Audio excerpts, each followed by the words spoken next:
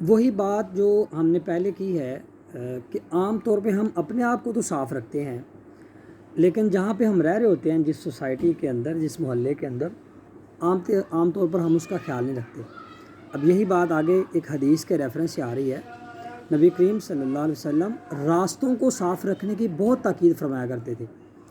ایسا کیوں ہے بچوں؟ ذرا ہم غور کریں، سوچیں۔ دیکھیں، راستے میں سے لوگوں نے گزرنا ہوتا ہے، اور ان گزرنے والوں میں سے یعنی ایک تو یہ ہے کہ ہر بندے کو نماز کا اہتمام کرنا چاہیے، لیکن عام طور پر جیسے آج ہمارا ماحول چل رہا ہے تو کچھ نماز پڑھتے ہیں، کچھ نہیں پڑھتے، لیکن پھر بھی صفائی تو ہر بندہ پسند کرتا ہے نا، اور خاص طور پہ وہ بندہ جو دیندار ہے، نماز پڑھنے والا ہے، وہ تو اس کا بہت زیادہ احتیاط کرتا ہے کہ میرے اوپر کوئی چھینٹے، گندگی، کوئی ایسی چیز نہ پڑ جائے۔ اور راستہ جہاں سے ہم نے چلنا ہوتا ہے وہاں پہ اگر ایسی چیزیں ہوں گی تو وہ ویسے انسان کے لیے گزرنا جو ہے وہ مشکل ہو جاتا ہے۔ تو اسی لیے میں نے آپ سے کہا تھا کہ کوشش کریں کہ اپنی گلی محلے کے اندر کوئی ایسی چیز نہ پھینکیں، ریپر وغیرہ،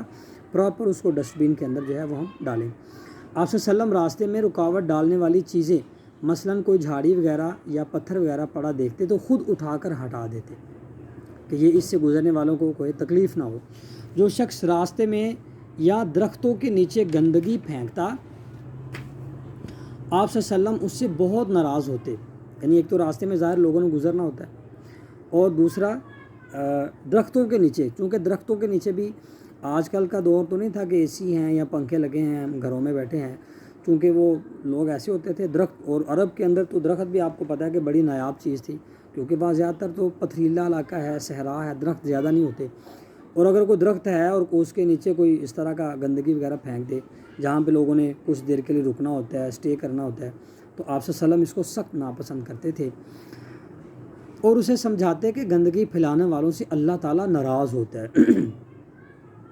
کتنی بڑی بات ہے کہ اللہ ان سے ناراض ہوتا ہے۔ اب اس کے بعد بچوں ہے طہارت کے فوائد، یعنی صفائی ستھرائی جو ہے، پاکیزگی، اس کے فائدے کیا ہیں؟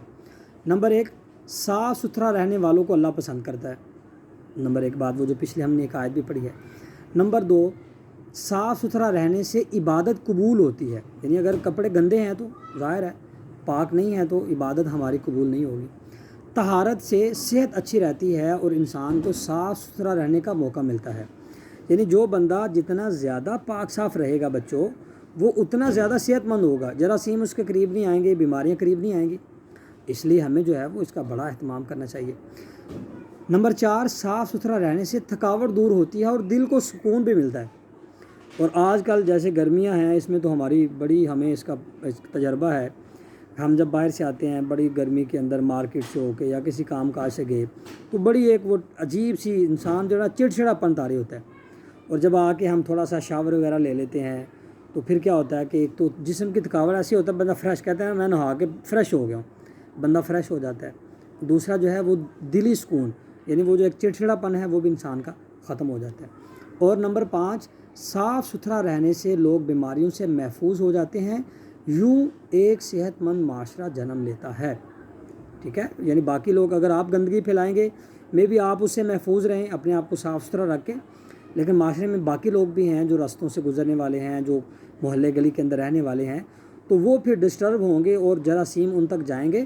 اور وہ لوگ جو ہے ان کے بیمار ہونے کا خطرہ ہے۔ تو یہ ہے جو صفائی ستھرائی کے حوالے سے اسلام نے ہمیں تعلیمات دی ہیں، اور آپ دیکھیے کہ کتنی جامع، کتنی وسیع تعلیمات ہیں۔ اور آخر میں ایک بات ضرور کہوں گا کہ اس حوالے سے نبی کریم صلی اللہ علیہ وسلم نے ارشاد فرمایا کہ کسی مسلمان کو تکلیف دینا گناہ کبیرہ ہے، مسلمان کو تکلیف سے بچانا فرض۔ تو اگر ہم کوئی ایسا کام کریں گے، گندگی پھیلائیں گے، کوئی ایسی چیز کریں گے دوسروں کے لیے، تو اس سے کیا ہوگا؟ ظاہر ہے دوسروں کو تکلیف ہوگی اور یہ گناہ کا کام ہے۔ اسی طرح جب ہم اپنی کلاس روم میں ہوتے ہیں، اب ہم اپنے اسکول میں ہوتے ہیں،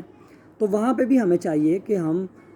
بریک ٹائم میں کچھ چیزیں کھا کے تو ایسے نہیں ادھر ادھر پھینک دیں، بلکہ پراپر جو ویسٹ کرنے کی جگہ بنی ہوئی وہاں پہ اس کو ویسٹ کریں، نہ کہ اپنی کلاس روم میں بعض بچے اپنے وہ ٹیبل کے اندر چیزیں گھسی ہوتی ہیں، وہاں پہ ریپر بھی گھسے ہوتے ہیں، شاپر گھسے ہوتے ہیں جناب، ٹھیک ہے نا، تو یہ یعنی چیزیں یعنی اچھی نہیں لگتی۔ ایک صحت مند معاشرہ، ایک مسلمان معاشرہ، ایک انسانوں کا معاشرہ